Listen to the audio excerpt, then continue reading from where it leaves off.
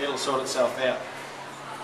And as I continued to point out how bad things were, he sacked me on the spot. In fact, he said to me, this is another thing that good entrepreneurs do, they make good, fast decisions. So I was sacked again. And that situation for me was, well, where to from here? I got in the car and I drove from Sydney down to Albury that night.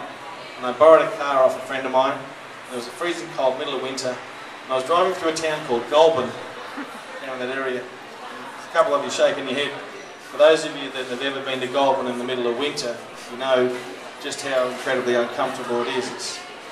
It's cold as a mother-in-law's kiss. And as I was coming into Goulburn, a truck threw a big brick up through the windscreen, and the windscreen landed in my lap. And I had to pull into a service station to try and find a way to get a windscreen and try and fuel up and trying to thaw out. And I was uncontrollably shaking, standing there at 2 o'clock in the morning. And I looked across at the newsstand, and there's a Business Review Weekly magazine, this is back in the mid-80s, and it had a headline, Entrepreneurs of the Year.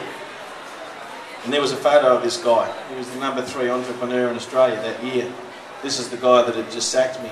And for some unknown reason, I bought my fuel, got the windscreen fixed, drove on to Albury and eventually opened Eagle Boys. It obviously didn't deter me, but I bought that magazine. And funnily enough, some 15 years later, I found that magazine in a box of archives, and there was a photo of him, number 3 entrepreneur of the year. Number 2 that year was Christopher Skase.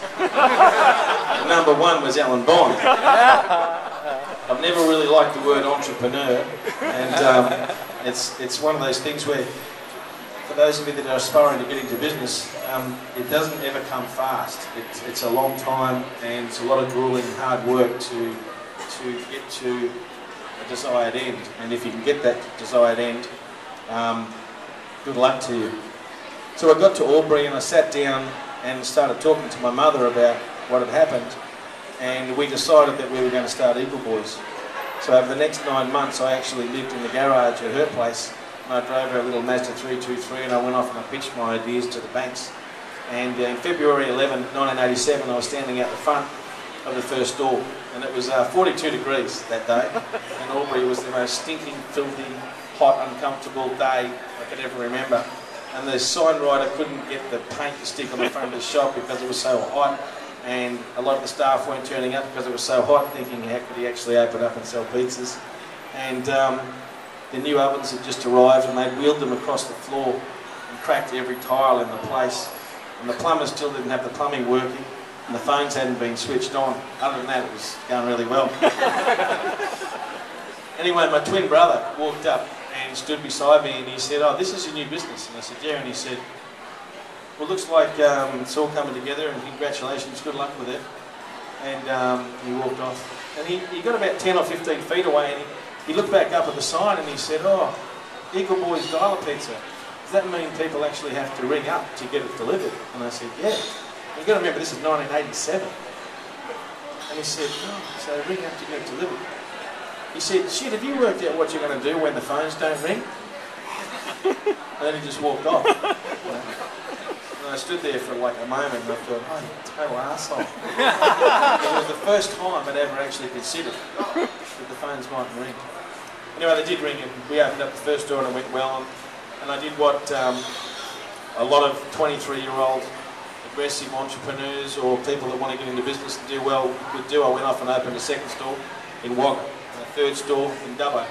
And before I knew it, it was completely out of control. We had this business turning over between $60,000 to $80,000 a week, and we had 100 staff, and everybody was working nights and weekends, and there was no controls in place, and I didn't know what to do.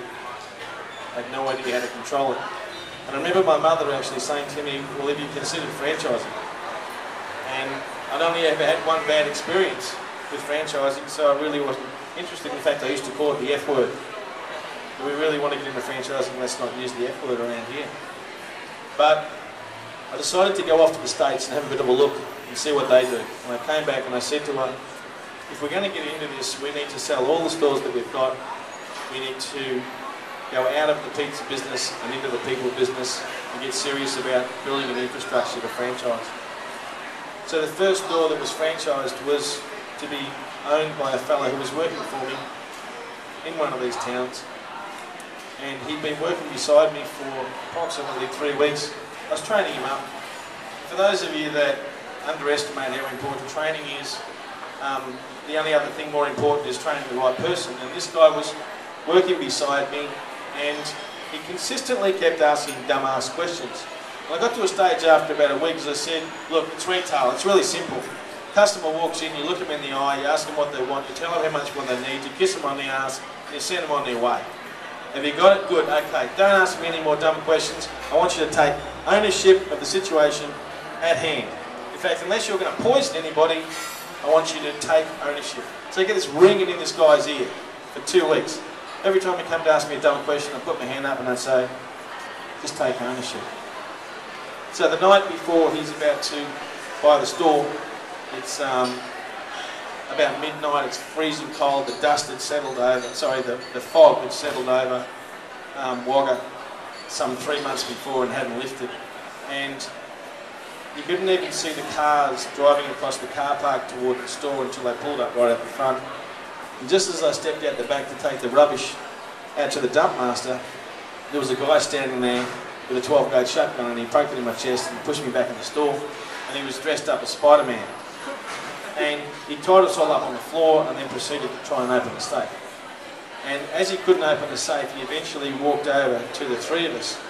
And he was very frustrated, he was dressed up as Spider-Man, we're lying there on the floor, it's freezing cold, it's dead quiet, and he holds the gun over the 3 of us, and he says, I need the combination of this safe. Who owns this store? So there's this fleeting moment where I had my arms behind my back. I looked across at this guy beside me, and I gave him that sort of wink, like, now's a really good time to take ownership. So what actually happened was I got up, opened the safe, and the money went out to the guy. The next day on the front page of the paper it said, Spider-Man robs Eagle Boys. And what actually happened was with this massive increase in sales. And the following week it was in the papers again and sales went up again. The thing that struck me was people were walking in to the shop, and we'd been there for 2 years, and they were saying, oh, we saw that terrible thing that happened in the paper about the robbery and we thought we'd come and give you a try. And I was thinking, gee, we were advertising on the TV constantly, we were advertising on flyers constantly, yet it took for us to be in the front page of the paper in a small country town, only 40,000 people, for that actually to be seen. So after that I realised that the most important thing I could do with the company was spend more time on the other side of the counter, actually looking through the customer's eyes and trying to work out what they actually see or what they don't see, more to the point. And the Eagle Boys advertising from there had a very simple catchphrase to it. We have to stand out like pink balls on a bulldog. And if you think about how incredibly ugly pink balls would be on a bulldog, the more important thing is how you never forget them. So after you're operating a business and you're a young guy and you're in Victoria or New South Wales and you've had about 2 years without having a day off, and you have a shotgun held to your head, you do what all Victorians do. You go on holidays to Queensland. Now I think I'd been to Queensland once in my life, and I really didn't know much about it. And I came up here, Gold Coast, went up to Great Keppel Island, had a nice time, went across and met up with a mate of mine in Rockhampton, and he was actually operating a flour mill in Rockhampton. And we were sitting on his veranda, and I was telling him about this new wonderful business that I've got. And he said, oh, home delivered pizzas, no one does that here. And I said, oh, they must do it here in Queensland, Rockhampton. He said, no, they don't. And I picked up the phone and I rang. And every time I picked up the phone and rang the local pizza shops that I was picking up out of the newspaper, it'd ring and ring and ring and ring, and finally somebody would go, oh, Luigi's Pizza. And I go, do you guys deliver? And they go, no, we don't deliver, eh? Clunk, hang up. And I'd never heard this language before. So we decided after all this research, about a dozen cans of beer, that we were going to go to Rockhampton and open up and open our first store in Queensland. And interestingly, at the time, Silvio's were setting themselves up and establishing themselves here in Brisbane, but they'd done nothing in the country. So we skipped right across the top of them, and it was 1988 when the Expo was on. The first store was open, and we had an amazing result. I think in our first year in Rockhampton we did over $1 million and continued to grow. And we found that